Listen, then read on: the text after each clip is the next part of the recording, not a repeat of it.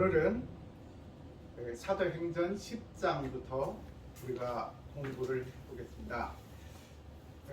사도행전 9장까지는 초대교회의 그 유대인들의 그러한 신앙생활에 대해서 공동체, 그리고 빌립이라든가 스데반이라든가 또 베드로, 요한 이런 그 12 사도들의 그런 활약상에 대해서 나왔다면 10장부터는 이방인들이 어떻게 구원을 받는지, 그 이방인들이 구원을 받는 그 내용에 대해서 잘 묘사하고 있습니다. 그래서 그런 부분들이 우리가 어떻게 이제 그런 부분들을 받아들여야 되고, 또 그 가운데에서 하나님의 그 놀라운 그 주권적인 섭리가 또 어떤 의미며 어떻게 우리에게 작용이 되는지, 그러한 부분들을 우리가 같이 공부를 하면서 은혜를 나누도록 해보겠습니다. 자, 오늘 10장 1절에 보면 가이사랴에 고넬료라 하는 사람이 있으니 이달랴 부대라 하는 군대의 백부장이라 하였습니다. 여기에 지금 가이사랴라는 그 지명과 그리고 고넬료라고 하는 그 백부장의 이름이 등장합니다. 가이사랴는 여기에 맨 먼저 그 10장 1절부터 지금 가이사랴를 묘사했는데, 가이사랴가 어떤 것이었냐면은 그 가이사랴는 말 그대로 그 로마 황제를 뜻합니다. 그래서 그 카이저를 말하죠. 그래서 이제 그 영어로는 뭐 시저라고 하고 이제 그 유럽에서는 세자르라고 그러는데, 이 가이사랴는 그 로마 황제의 호칭을 말합니다. 그러니까 그 이슬람에서는 술탄이라고 하죠. 그리고 지금 몽골에서는, 몽골 제국에는 옛날에 그 칸이라고 했지 않습니까? 자, 그래서 그렇게 그 예를 들면 애굽에서는 그 우리가 아는 그런 바로, 그러니까 파워로죠. 그러한 그 왕조의 호칭입니다. 그래서 여기 그 가이사랴라고 하는 그 도시가 있는데, 이제 그 9장의 마지막 그 43장에 보면은, 43절에 보면은 그 베드로가 이 사론에서 그 사람들이 청빙을 해서 초청을 해서 지금 빨리 와달라고 그렇게 부탁을 받아서 지금 요빠라고 하는 그 항구 도시로 가지 않습니까? 자, 그런데 지금 그 요빠에서 북쪽으로 약 50km 떨어진 도시가 가이사랴 시입니다. 그래서 가이사랴는 카이저 성이라는 그런 뜻이에요. 그래서 예루살렘, 유대의 수도 예루살렘에서 104km 정도 떨어져 있는 그러한 그 아주 번영한 도시입니다. 그래서 그 가이사랴는 이제 안디옥, 그리고 가이사랴, 그리고 애굽의 알렉산드리아, 이게 그 지중해 3대 도시를 일컫습니다. 그 정도로 아주 번영하고 아주 이 정치적으로나 문화적으로나 그리고 그 교육, 종교, 이런 모든 면에서 중심이 됐던 그런 곳입니다.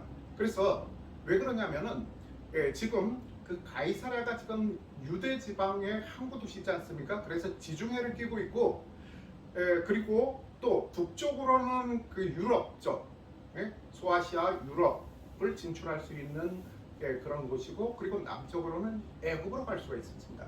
그리고 또 동쪽으로는 동방의 페르시아 쪽으로 갈 수 있는 그런 거점 도시였습니다. 자, 그래서 여기에 그러면 왜 유대 땅의 가이사랴라는 이름을, 왜 카이저, 로마 황제 카이저 이름으로 그렇게 지었느냐? 바로 헤롯 대왕이 분봉왕이지 않습니까? 그래서 이제 그 로마 그 황실의 이제 신임을 얻고서 지금 분봉왕으로 지금 여기 유대로 그 왕으로 왔지 않습니까? 그래서 이두메 출신이에요. 이두메는 지금이 어디냐면은 지금 그 요르단 밑에 쪽인데, 그러니까 이제 에돔이죠, 에돔. 에돔 출신이에요.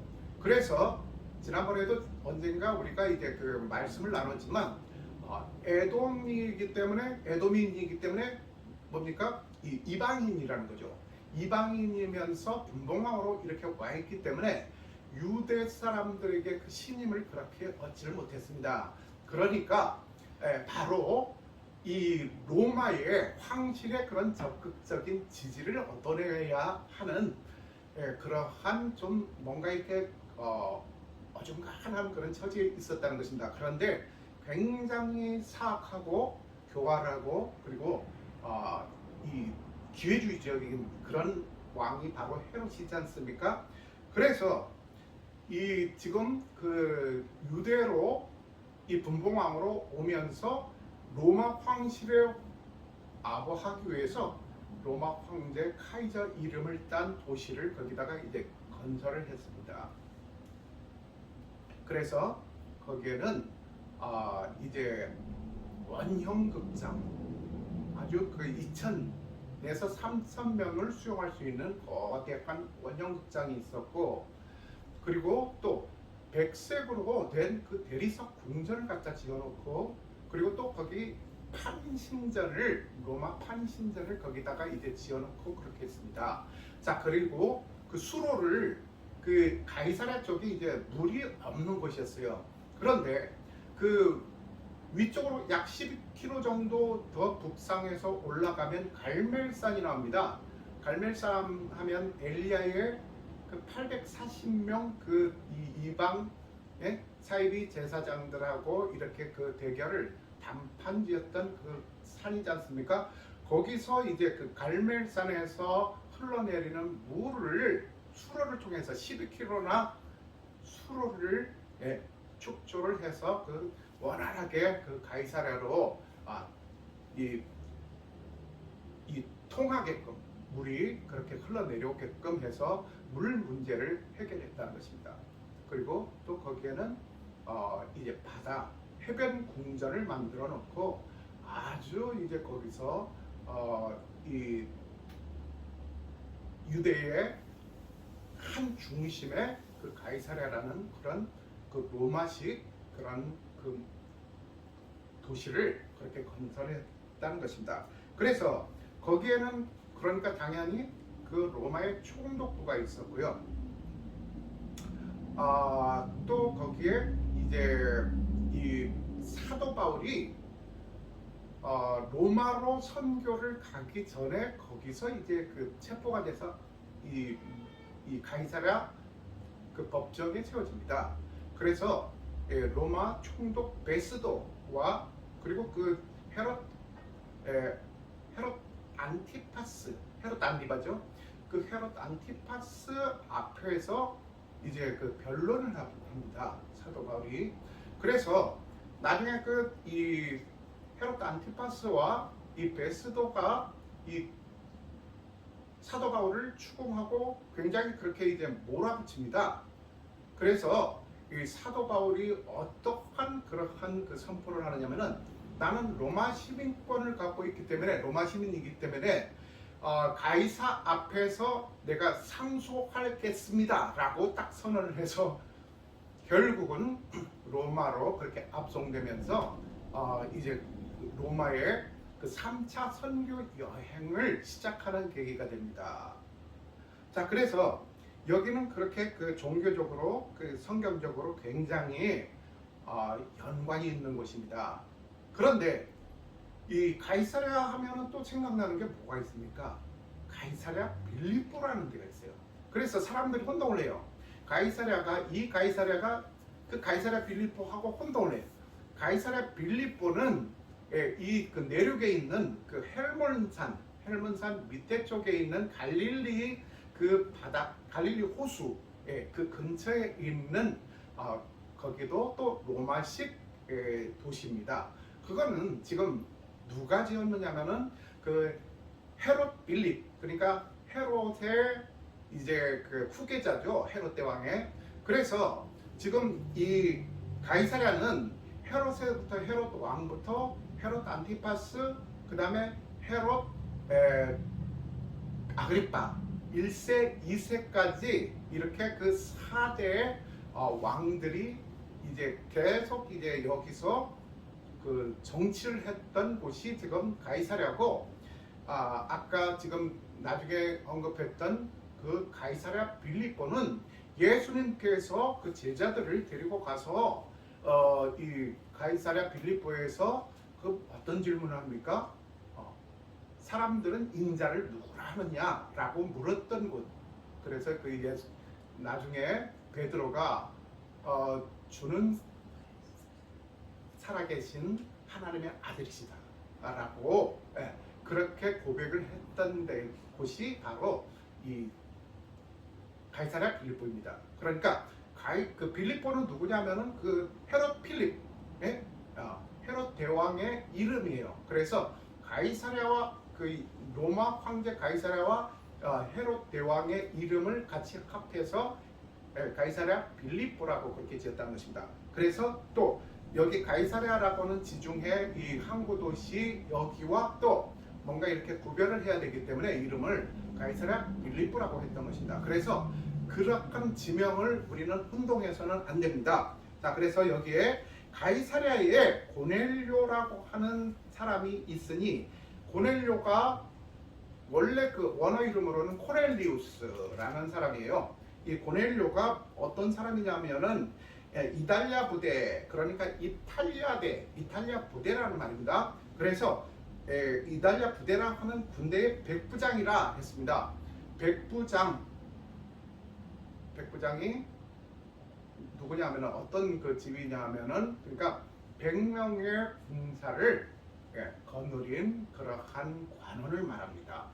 그러니까 중간 그 관료, 그러니까 중간 장교쯤 되겠죠. 그래서 오늘날 그 우리나라 군대 같으면 백부장 하면은 그러니까 중대장, 그러니까 대위쯤 그렇게 되겠죠. 그래서 이제 영어로는 그 센츄리언이라고 그렇게 이제 그 지금 나와 있습니다. 그러니까 백부장이라는 말입니다. 중대장이라는 말이에요. 그래서 그 백부장이라 이제 그 우리나라 군대도 그렇습니다. 그러니까 지금 그 소대가 한 40 몇 명쯤 되거든요. 그런데 우리는 10팀이라고 해서 12명이 해서요. 그 소대가 한 소대가.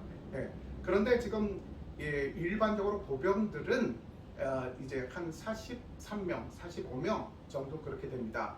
자, 그런데 이제 그 백부장 하면은 그러니까 그 46, 160, 180명 정도가 한 개 중대가 되지 않겠습니까? 그래서 그러한 개념으로 이해를 하시면 되겠습니다. 그래서 이제 그 이 100명의 군사들이 300에서 600이 이렇게 합쳐져서 한 개 대가 되는데, 그게 결국은 이제 대대 역할을 하는 것입니다. 자, 그래서 그게 그 군대 백부장이라고 했으니까 지금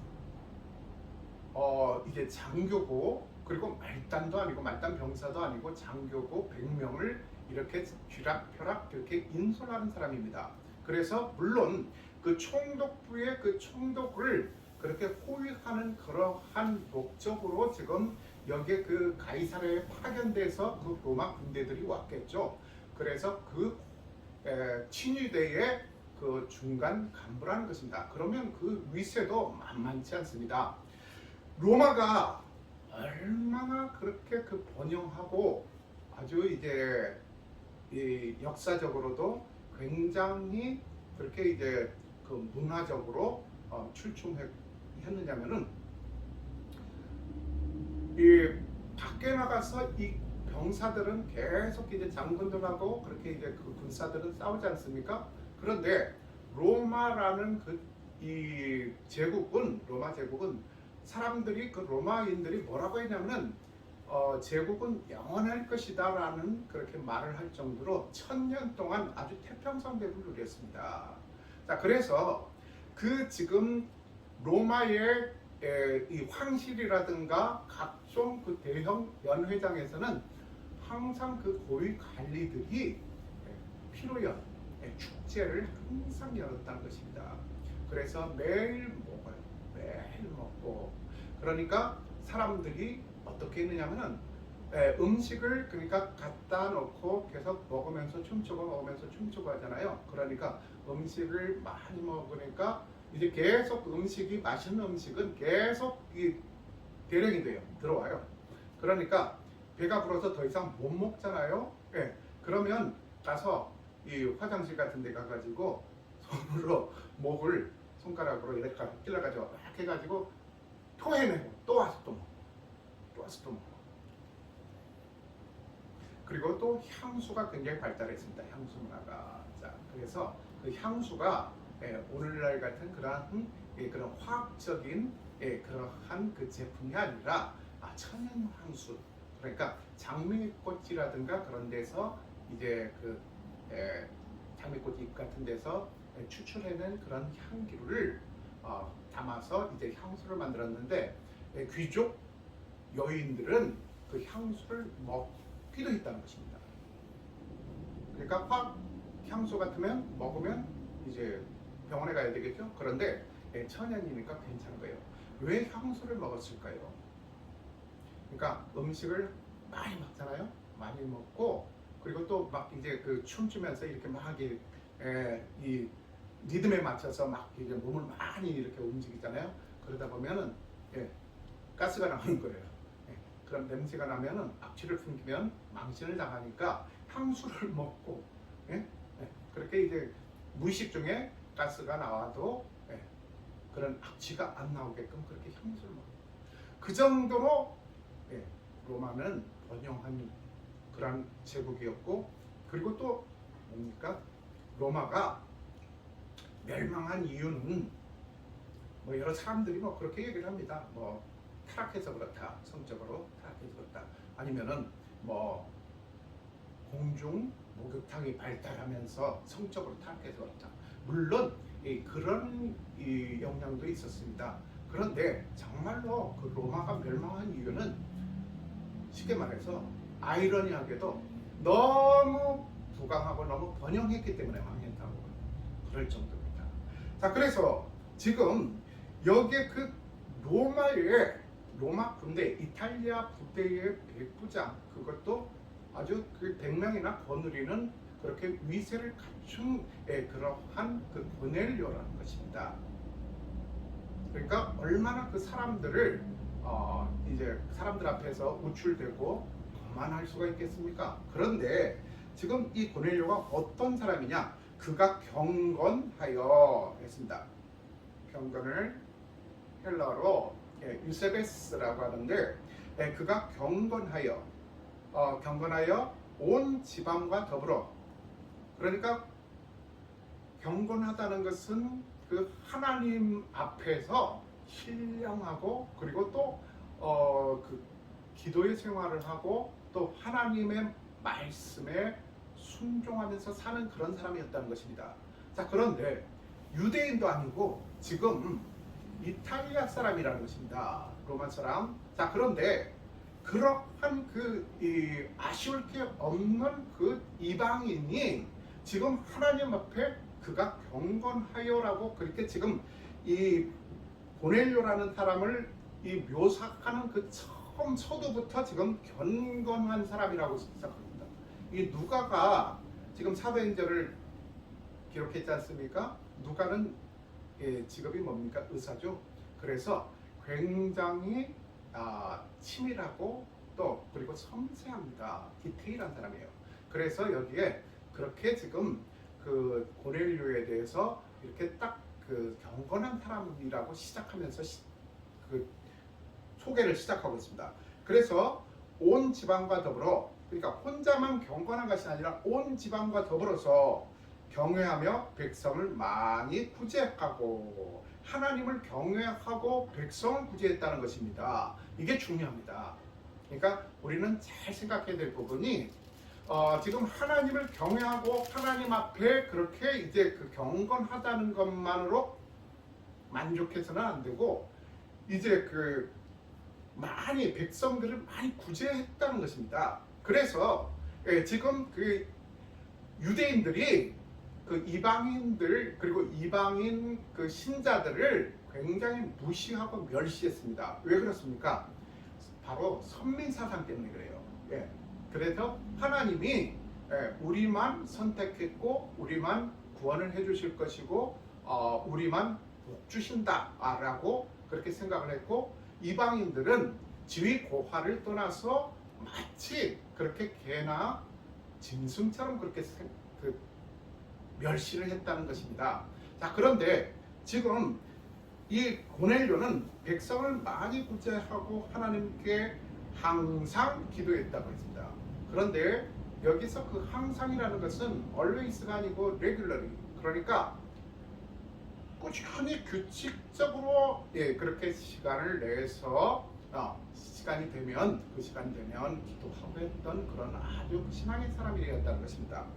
자, 그래서 하루는 제9시쯤 되어 환상 중에 밝히 범에 했습니다. 제9시가 언제냐?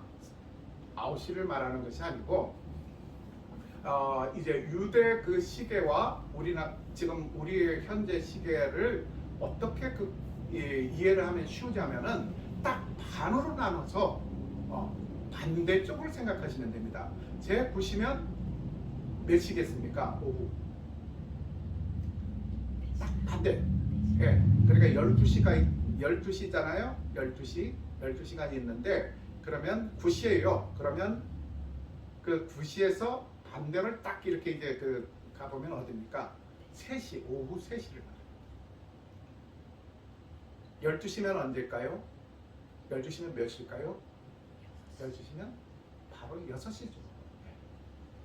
그래서 11을 반으로 나누니까 12시 아닙니까? 자, 그래서 여기서 9시라는 것은 이제 오후 3시가 되어서입니다. 그러니까 이제 그 유대교에서는 제9시가 되면 그 시간을 내어서 그렇게 기도하는 그런 문화가 있었습니다. 자, 그래서 고넬료도 하루는 제9시쯤 되어 환상 중에 밝히 범에 기도하는 중에 그 환상을 봤습니다. 그러니까 몽롱한 그런 환상이 아니라 의식이 선명한 가운데서 그 기도를 우리가 아주 그 심혈을 다해서 우리가 기도에 집중을 하다 보면 그렇게 환상을 볼 수도 있다는 것입니다. 그런데 자칫 그 환상에 젖어서 그 환상을 자꾸 강조하고 환상에 치우치다 보면 어떻게 됩니까? 이단으로 빠질 수가 있다. 사이비로 빠질 수가 있다는 것입니다. 신비주의로 빠질 수가 있다는 것입니다. 그래서 그런 것을 조심해야 되는데 그런데 이렇게 정말로 그 하나님 앞에서 신실하고 그리고 경건하고 또 경건하니까 어떻습니까? 이 불쌍한 사람들을 구제하는 것을 소홀히 하지 않는 것이에요. 그러니까 우리가 신앙생활을 하면서 우리가 간과하는 것들이 무엇입니까? 하나님하고 나 관계만 잘 맺으면 돼 해가지고 다른 사람은 어떻게 보면 다른 사람은 중요하지 않게 생각하는 경우가 있다는 것입니다. 지난주에 제가 잠깐 어떤 이 독선적인 크리스찬들에 대해서 제가 묘사한 적이 있었지만 그들이 주장하는 게 무엇입니까? 사람들 앞에서는 아주 그렇게 피해를 주고 그리고 또 골칫거리고 사람들 앞에서 세상 사람들 앞에서 그리고 같은 그런 공동체 안에서 그렇게 근심거림에도 불구하고 정작 본인은 나는 하나님 앞에 너무 신실한 사람이다 라고 그렇게 주장을 한다고 그렇게 나누지 않았습니까? 그런데 그것은 어떻게 보면 잘못된 그런 신앙이라는 것입니다. 반드시 우리가 하나님 앞에 경건하고 정말로 기도의 사람으로 하나님 앞에 인정을 받고 기도라는 건 무엇입니까? 하나님과 교제하고 하나님과 소통하고 또 하나님과 마음이 이렇게 합해지는 것을 말하지 않습니까? 하나님께서 내 이웃을 내 몸과 같이 사랑하라고 그런 명령을 그렇게 저희들에게 지상명령을 주셨는데 그러면 그런 것은 이제 내가 좀 귀찮고 불편한 것은 들은 척 안 하고 내가 듣고 싶은 것만 듣고 내가 생각한 대로만 이제 하나님도 거기에 맞춰줄 것이다라는 것은 본인 생각이고 착각이라고 그렇게 말씀을 드렸지 않습니까? 자, 그래서 여기에 보면 지금 그 고넬료는 이 유대인도 아니고 유대교도 아니에요. 지금까지는. 그러니까 지금 어떤 사람이냐면은 그 유대교로 완전히 개종하고 할례를 받고 완전 유대주의자가 아니라 그 이 성전에 와서 그 이 제사 때 같이 와서 하나님께 그 경건한 그 예배에 그런 제사에 참여하는 그러한 사람이었다는 것입니다. 그러니까 지금 이것은 무엇입니까? 우리가 그 고레스라는 그 페르시아 왕, 바사 왕도 그렇고 지금 이 고넬료도 그렇지 않습니까? 그러면 예수님 이전에 예수님을 몰랐던 사람들은 그러면 하나님이 어떻게 구원을 하는 겁니까? 어떻게 처리를 할 겁니까? 라고 이 믿지 않는 사람들이 무신론자들이 막 그거를 일부러 공격하듯이 그렇게 질문하지 않습니까? 자, 여기서 보세요. 그 예수님에 대해서 정확히 모르지만 지금 이렇게 이 유대인도 아니고 그 유대교에 개종한 사람도 아님에도 불구하고 하나님께서는 이렇게 개인적으로 그 사람을 이제 얼마든지 그 사람을 택한다면 그 사람을 구원할 수가 있다는 것입니다. 그 사람의 그런 믿음이라든가 신앙이라는 것을 보고 충분히 이제 구원을 해줄 수 있다는 것입니다. 자, 그래서 여기서 보면은 고넬료가 주목하여 보고 여기서 그 3절을 다시 보면 하루는 제9시쯤 되어 환상 중에 밝히 보매 하나님의 사자가 들어와서 여기서 사자가 들어왔다 했습니다. 하나님의 사자는 구약 시대에는 그 사자를 누구를 사자라고 했느냐면은 왕의 명령을 전달하는 전령을 또 왕의 사자라고 했어요. 그리고 또 하나님의 명령을 전달하는 사람 누굽니까? 선지자 그리고 제사장들 이런 사람들을 사자라고 그렇게 호칭했습니다. 그런데 신약 시대에 와서는 이 사자가 그러한 개념이 아닙니다. 선지자라든가 그리고 이제 그 제사장이라든가 왕의 전령들이 의미하는 것이 아니라 바로 하나님께서 직접적으로 보내신 천사를 의미한다는 것입니다. 자, 그래서 여기서 그 사자가 하나님의 사자가 들어와 이르되 고넬료야 하니 고넬료를 불렀습니다. 그래서 고넬료가 주목하여 보고 두려워 이르되 주여 무슨 일이니까 라고 합니다. 자, 그래서 여기서 보세요. 고넬료가 기도를 하는데 너무 깊이 기도를 합니다. 그래서 하나님에게 그러니까 그 기도가 상달되는 기도입니다. 그러니까 우리가 기도를 많이 하고 기도를 그냥 많은 시간을 투자해서 기도하고 또 이제 사람들 앞에서 기도를 많이 하고 그리고 또 청산 유수처럼 그렇게 그 기도문을 그렇게 이제 말하면서 그렇게 기도를 하는 것도 중요하지만 상달되는 기도를 해야 된다는 것입니다. 상달되는 기도. 하나님께 상달이 됐다는 것입니다. 그러니까 하나님께서 그 기도를 안 들어주실 수가 없는 것이죠. 그래서 그런 기도에는 반드시 이런 기적 같은 일들이 일어난다는 것입니다. 자, 그래서 여기서 그 주의 사자가 나타나서 그러니까 천사가 나타났다는 것이죠. 들어와 이르되 고넬료아니 고넬료가 주목하여 보고 두려워 이르되 그러니까 얼마나 그 기도를 열심히 기도를 하고 있는데 그 주의 사자가 이렇게 나타나니까 얼마나 두려웠겠습니까? 자, 그래서 주여 무슨 일입니까? 여기서 주라는 것은 또 개념이 다릅니다. 그러니까 예수님이라든가 하나님을 호칭하는 것이 아니라 여기서는 그런 그 절대자의 호칭이 아니라 그러니까 어떤 초인간적인 그러한 환상 가운데에서 그러한 존재가 바로 이제 여기서 그 고넬료가 부르는 그 주라는 것입니다. 그래서 주여 무슨 일이니까 천사가 이르되 내 기도와 구제가 하나님 앞에 상달되어 기도만 상달된 것이 아니라 구제까지도, 너의 구제하는 것까지도 하나님께서 면밀히 보셨다는 것입니다. 그러니까 비록 유대인이 아니고 유대주의가 아니고 유대교인이 아니더라도 하나님께서는 그의 기도를 들어주시고 그게 하늘나라에 상달된다는 것입니다. 그래서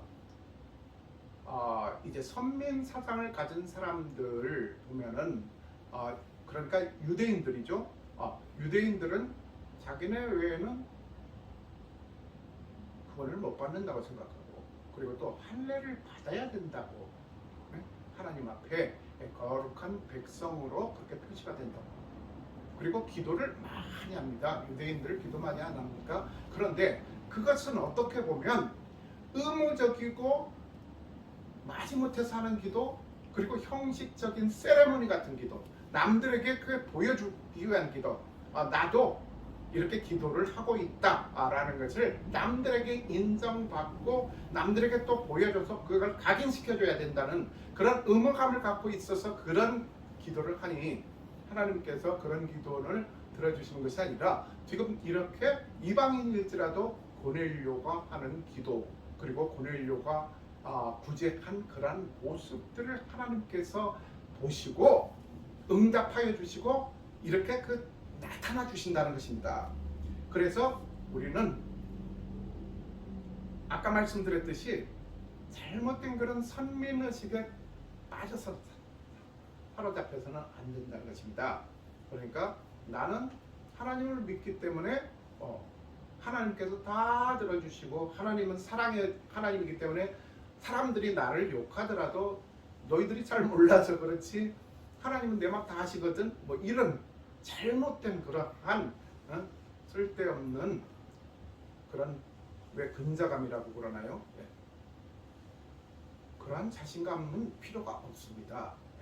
그래서 하나님 앞에 상달되는 기도를 우리가 이제 하는 그 정도 수준이 된다면 반드시 하나님께서 그렇게 우리에게 가르쳐 주신, 그리고 또 우리에게 강조하여 주신 내 이웃을 내 몸과 같이 사랑하라.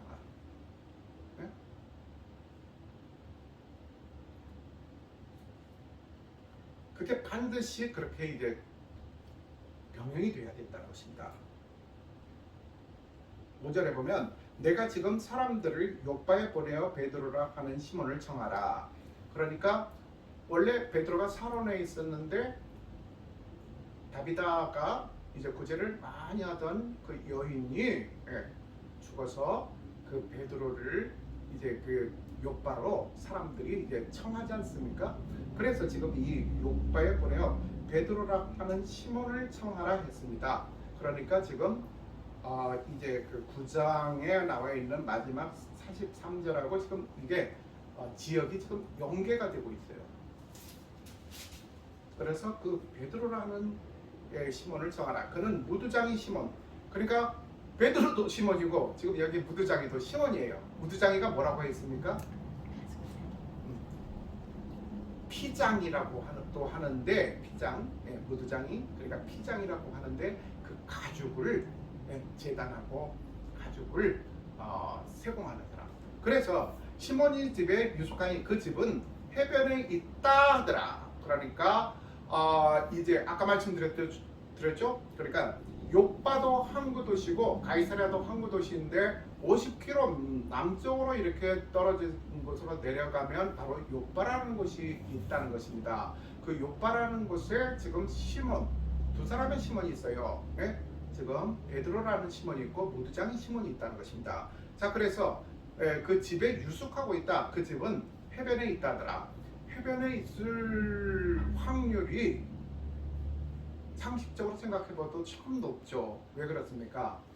가죽을, 짐승의 가죽을 잡아서 지금 이걸 씻어내고 그리고 또 그 가죽을 가공하고 재단하고 한 그런 일을 하는 사람이었다는 것입니다. 그러니까 바로 그 바닷가 쪽에 있어야 되겠죠. 자, 그래서 7절에 마침 말하던 천사가 떠나매 고넬료가 집안 하인 둘과 부하 가운데 경건한 사람 하나를 불러 했습니다. 지금 그 말하던 천사가 이제는 떠났고 고넬료가 바로 그 집안 하인 2명과 부하 가운데 경건한 사람 하나를 불러. 그러니까 무엇입니까? 나만 하나님께 구원받고 나만 신앙생활하면 끝이야, 이게 아니고 지금 부하 중에서도 경건한 사람이 있었다는 것은 무엇입니까? 부하들에게도 전도를 했다는 것입니다. 그리고 이 고넬리우스가 나중에 이제 여기서 임기를 마치고 가이사랴에서 임기를 마치고 또 로마로 복귀를 합니다. 그러면 무엇입니까?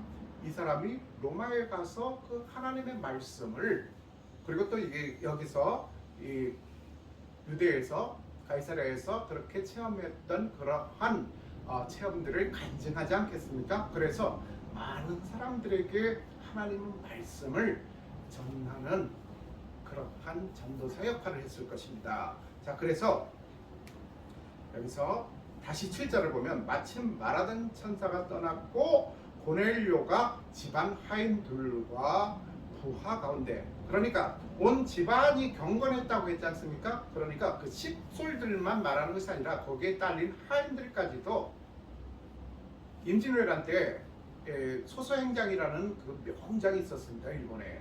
그러니까 그 소서행장이 파죽지세로 열흘 만에 한양으로 입성을 해버린 그런 아주 명장이거든요. 고니시 유키나가라고 그래요.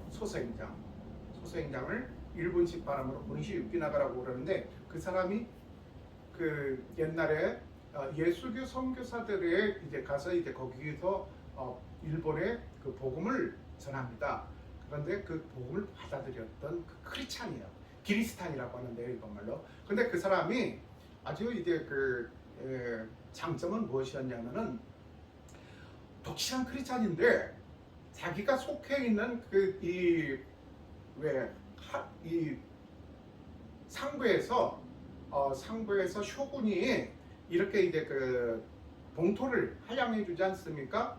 그래서 그 봉토, 그러니까 자기 영주로서 자기가 다스리는 그 성이 있었어요. 그리고 이제 섬도 있었고, 그런데 거기에 3만 명이 되는 그 백성들을 전부 다 신앙인으로 만들어서 전도를 했다는 것이에요. 그래서 신앙 공동체가 됐다는 것이에요. 옛날에 신성 로마 제국처럼, 그러니까 어떻게 보면 그 지역은 신앙이 크리스찬 지역이었다, 기리스탄 지역이라고. 그런데 그런 사람이 지금 이렇게 고넬료 같이 그렇게 구제를 많이 하고 사람들에게 그렇게 평화의 사도로 존경받는 그런 일을 했으면 모르는데, 또 싸움꾼이라 사무라이 출신, 무사 출신이라 싸움을 아주 잘했습니다. 그래서 조선으로 쳐들어와서 그렇게 살육을 저지르고 그렇게 했다는 것입니다. 그러니까 그러한 고니시 유키나가 같은 그러한 장군이 아니라 지금 고넬료 같은 이러한 아주 선한 영향력을 이렇게 퍼뜨리는 그러한 이 관료들을 우리가 눈여겨보고 그들을 이제 롤 모델로 삼아야 되고 그래야 되지 않겠습니까? 자, 그래서 여기서 아무튼 지금 이 고넬료도 그 집안의 이 하인들까지도, 그리고 또 자기 밑에 있는 100명의 그 군사들 가운데에도 이렇게 경건한 사람이 있을 정도로 군사들에게 하나님의 복음을 전했다는 것입니다. 자, 그래서 경건한 사람을 하나 불러 이 일을 다 이루고 요바로 보내니라. 요바로 보내는 것은 무엇입니까? 목회자님, 우리 집으로 좀 와주십시오. 그러니까 목회자들이 성도님들 가정을 가가고 방문하는 것, 신방이라고 하죠. 아주 중요한 것입니다. 그런데 그 의미가 정말로 이 하나님의 그런 일꾼이 여기 그 집안으로 들어옴으로 말미암아 하나님의 그 임재하심, 하나님의 축복이 같이 임하는 그런 데 초점을 맞춰야지 거기 가서 성도들하고 이제 교제를 나누는데 초점을 물론 교제도 중요하죠. 교제도 하나님께서 반드시 그 원하시는 그러한 내용이기 때문에 가서 이제 같이 식사도 같이 하면서 교제를 나누고 그렇게 신앙적인 그러한 대화를 나누는 것도 중요하죠. 그러나 가장 큰 목적은 그냥 왔다 그냥 가는 것이 아니라 이렇게 그 아까 말씀드린 주의 사자처럼, 그리고 또 여기에 보면 베드로의 역할처럼 이제 다녀감으로 말미암아 그러한 영적인 그러한 영향력을 그 가정에 심어놓고 나올 수 있는 그러한 그 목적의 방문이 되어야 된다는 것입니다. 신방이 되어야 된다는 것입니다. 자, 그래서 지금 이렇게 그 베드로라고 하는 그 사도를 그 욥바로 청한다는 것입니다. 네. 그러니까 내가 하나님 앞에 이렇게 인정을 받고 하나님이 내 기도를 들어줬어. 이제는 내 스스로 얼마든지 설 수 있고, 내가 어쩌면 다니면서 간증도 할 수 있고 집회를 할 수 있고 사람들 앞에서 그렇게 신앙적으로 영향을 이렇게 그들에게 나눌 수도 있어. 그런 교만이 아니라 정말로 그러한 아주 어마어마한 그러한 이제 환상 가운데 주님을 그렇게 보게 됨에도 불구하고 거기서 영적인 교만함에 빠지는 것이 아니라 또 무엇입니까? 그 50km나 떨어져 있는 그 욥바로 지금 하인들과 그리고 경건한 그 군사를 지금 보내고 있다는 것입니다. 그래서 이것은 무엇입니까? 바로 그 고넬료의 그러한 이제 영적으로 겸손한 그런 모습을 우리가 볼 수 있다는 것입니다. 그래서 우리가 신앙생활을 하다 보면 어떨 때는 그 영적인 교만에 빠져서 내가 어떤 그 잘못을 하더라도 그러면 그 잘못을 철저하게 회개하고 반성하고 회개하고 다시는 그러한 잘못을 짓지 않도록 이제 그러한 이 믿음을 가지고서 그렇게 행해야 되는데, 그런데 무엇입니까? 내가 잘못했다고 하더라도 하나님이 내 사정을 다 알고 계시고 내 형편을 말하지 않은 것, 구하지 않은 것까지 다 알아주시기 때문에 내 마음을 다 아실 거야 해서 그렇게 이제 어떻게 보면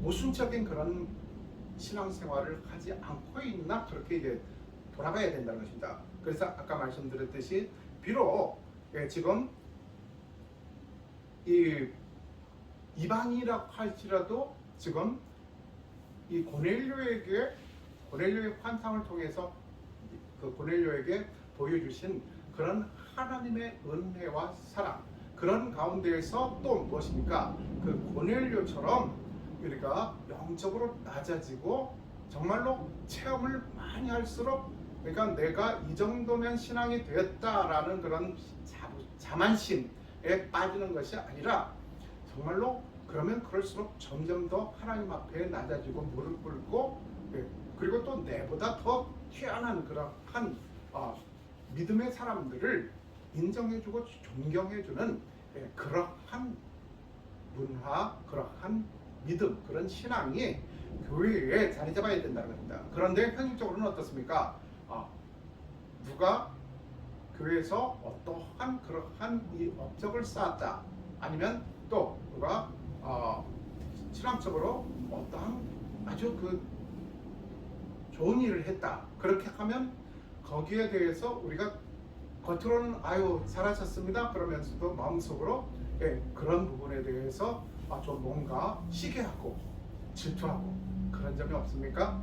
그러한 것들은 하나님의 방법이 아니고 또 하나님이 원하시는 것이 아닙니다. 그리고 또 지금 기도와 이 구제에 대해서 지금 포커스를 맞춰서 지금 누가가 지금 이 사도행전을 오늘 10장 1절부터 8절까지 그렇게 이제 묘사를 했습니다. 자, 그러니까 기도만 많이 한다고 해서, 기도만 음주에 빠져서 기도만 많이 한다고 해서 이제 내 그런 신자로서 하나님의 자녀로서의 임무가 끝나는 것이 아니라 기도를 많이 하면 할수록 하나님의 그 뜻을 우리가 더 정확하게 받아들이고, 그래서 어떻습니까? 하나님이 원하시는 그러한 그 소외받고 불쌍한 그런 사람들을 다시 돌아보고 구제하는, 지난번에 우리가 말씀을 나눴던 그 다비다도 그렇고 오늘 고넬료도 그렇지 않습니까?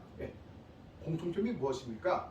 신앙만 좋은 것이 아니라 그 신앙에 비례해서 사람들에게 구제할 줄을 안다는 것입니다. 구제할 줄을 안다는 것입니다. 이렇게 우리는 나만 잘 되고 나만 복 받으면 끝이다. 그리고 어차피 하나님과 이제 그 하나님께 나아가서 그 신앙생활하는 것은 하나님과 나와의 1대1 관계이기 때문에 그것만 잘하면, 잘 지키면 된다라고 그렇게 생각할지 모르겠는데, 그것은 어떻게 보면 기형적인 믿음이라는 것입니다. 그래서 반드시 우리는 내보다 못한 사람, 그리고 내보다 약한 사람, 참 TV를 보면 그 매스컴에서 각종 그 말도 못하는 그런, 상상도 못하는 그런 사건들이 일어나지 않습니까? 그 사건이 일어나면 그 피해자, 이 가해자의 그 대상 피해자가 주로 어떤 층입니까? 어린아이들이거나 여인, 여성이거나 힘이 없는 사람들, 그런 사람들 아닙니까? 어떻게 보면 굉장히 그 비겁한 것이죠. 그래서 우리가 정말로 이렇게 그 고넬료 같은 그러한 신앙인으로서 우리가 신앙생활을 이제 하기 원한다면, 정말 아까 말씀드린 대로 이렇게 그 보여지는 것, 그것이 다가 아니고 정말로 하나님 앞에 우리가 신실해야 되고 경건해야 되고, 그리고 또 우리가 이렇게 그 시간을 맞춰서 주님께 기도를 할 수 있어야 되겠고, 그리고 또 반드시 우리는 내 주위에 아주 그 어려운 사람들, 그런 사람들을 방관해서는 안 된다는 것입니다.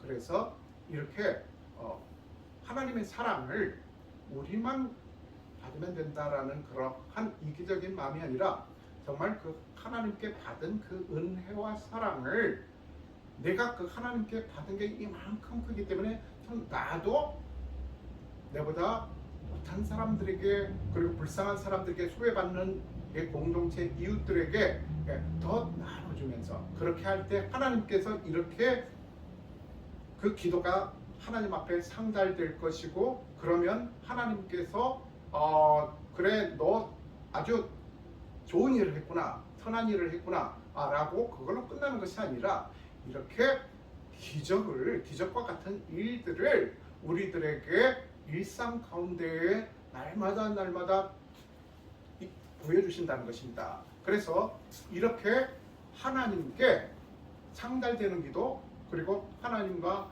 소통하는 기도, 하나님과 기도로 교제를 나누면서 하나님의 그러한 뜻을 우리가 이제 준행하며, 그 뜻을 목숨처럼 그 명령을 받들어서 어려운 이웃들에게 나눠주고, 그러한 하나님의 사랑을 많은 사람들에게 실천한 그러한 저와 여러분의 거룩하고 복된 삶이 되기를 주님의 이름으로 축원합니다.